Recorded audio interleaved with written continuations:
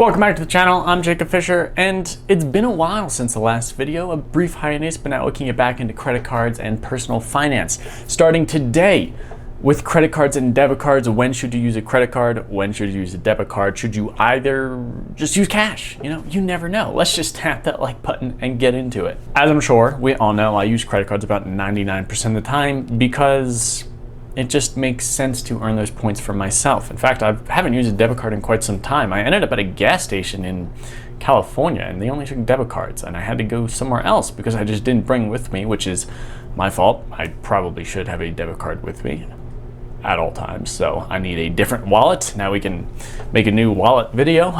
Anyway, what are the best uses for a debit card rather than a credit card? And number one would be they only take debit cards or cash, like that gas station in California. I couldn't use a credit card there, so without incurring like a $50 fee, which I thought was weird that they charged that.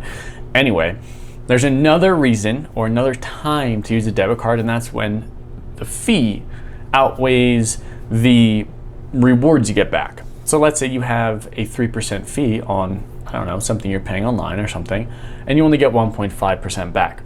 Well, it doesn't make sense to then use a credit card in that situation because you're losing money. Rather, just use a debit card and not incur a fee at all. However, if the fee is 0.5% or 1% and you get 1.5% back, then you are still coming out ahead with that credit card, albeit less than a 0% fee, of course, but you are still coming out ahead at 1 or 0.5% back. 0.5% is actually not very much to be earning cash back, but it's still better than nothing unless you just don't want to pay more and can't afford to pay 1% more on whatever you're purchasing. In my case, I won't use a credit card on the Venmo app because they charge a 3% fee, so it doesn't make sense to use a credit card in Venmo. And sometimes credit companies know Venmo as like the PayPal. It's kind of like not a balance transfer, but a cash advance type thing, and they might charge you an extra fee. I haven't come across that personally. I've just heard stories about it. Either way, I don't use a credit card from Venmo because it's too much of a fee to use a credit card. I actually don't know if they charge you a fee with their own personal credit card. If you do know the answer to the Venmo credit card fee, then let me know in the comments below. I'm kind of curious about that, and I'm sure other people would be as well. The last reason you might not want to use a credit card is if you're in credit card debt. It doesn't help to continue to stack on that debt if you can't pay it off in the first place, because it just doesn't make sense to try to earn money back when you get charged interest on a credit card, which is some of the highest that you can ever be charged. It's anywhere from like 14 to 30% on holding a balance month over month, which is where some credit card companies make their money, is through that balance overage fee, which isn't worth it, at least in my mind. I actually don't know in any situation where paying interest would be worth it on a credit card at that high rate. Houses are different, cars are different, you get kind of an asset at that, but this is just a credit card with a balance. So if you have debt on your credit card, focus on paying that down first, not adding more purchases to it.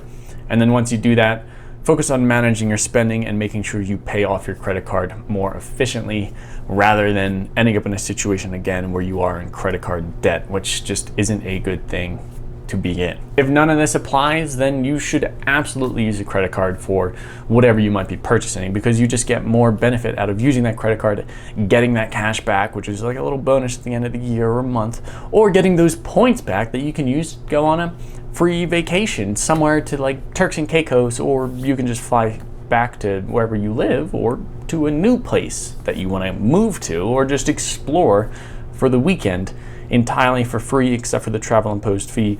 And of course, don't overspend. You got to manage those spending habits.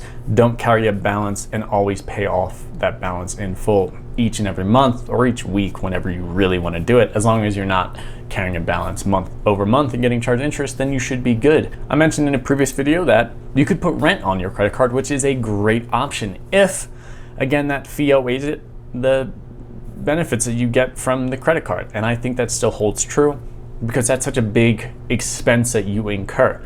You also need to be wary of if rent is $1,000 and you get charged a 1% fee, make sure that $10, is that 100? No, yeah, $10 isn't going to be detrimental to your overall spending habits. You are earning more money on the $10, but you are also paying $10 more. And as long as you can get kind of more value out of it, then keep paying rent with a credit card.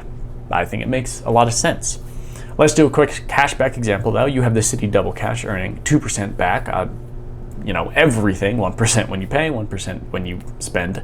If your rent is $1,000 and you incur a 1% fee, you make $20 back with the Citi Double Cash, but you are paying $10. At the end of the day, you are making $10 though, because you do earn $20 back from paying your rent, which is nice. That's pretty good. If we look at the whole year, you could pay $12,000 in rent, or would be paying $12,000 in rent on a debit card and not earn anything back. You would be paying $12,120 in rent though if you use the Citi Double Cash. However, you would be earning a total of $242 cash back, or $124 cash back after subtracting that fee from the amount that you get, which is nice. You get a little $120 at the end of the year. Maybe you want to go out to dinner. Maybe you just want to use it to invest in some, I don't know, Bitcoin or stocks. Either way, you would have that $120 to invest or do whatever with how you see fit, because you used a credit card rather than just using a debit card where you just kind of get money taken out of your bank account. So really, if you're making more by using a credit card, then go for the credit card, and that includes a lot of things, because if you're paying a fee or balance overage fee, then you're not making more than using the credit card. Now for a quick little bit of housekeeping about the future of this channel, because I know it's been a while since I put out a video. I'll be putting videos out every Monday and Friday on sustainable finance, whether it comes to sustaining yourself financially or sustaining our planet in the safest way, in the best way possible, so you can invest sustainably, which I think is a, nice plan, because after you watch any sort of planet documentary, it makes sense. You kind of just want to do things for the planet rather than not. Think about renewable energy and stuff like that. Maybe we'll talk about some credit cards that could come into play here. However, there's not many credit cards that are focused on renewable energy other than the aspiration account, which is not a very good credit card, unfortunately. I'm also going to try to keep my videos down to 8 minutes or less, so it's the shorter sustainable. You sustain your time, you sustain your investments, and you sustain your personal finances. I think that all comes into play, right? It just makes sense to me. Either way, uploading videos on Monday and Friday, potentially just one a week on Friday, however, occasionally twice a week. We'll see how it goes, at least on Friday. That's what this channel is going to be. So if you like that, consider subscribing and let me know your thoughts about it in the comments below. Until next time.